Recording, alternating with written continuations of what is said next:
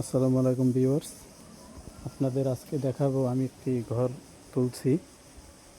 ঘরটি কেমন হয়েছে আপনাদের দেখাচ্ছি।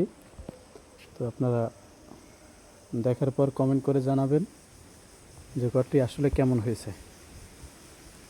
তো আমি দেখাইতে থাকি, আপনারা দেখতে থাকুন।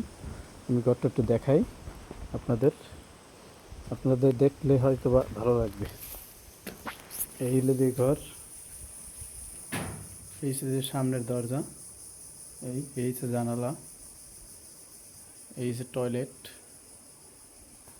আর এই যে মাছা, মানে উপরে টিন সেট দিয়ে দিছি, বুঝছেন? হ্যাঁ, আইতেছে। এই যে টিন সেট, আর এই একটা রুম,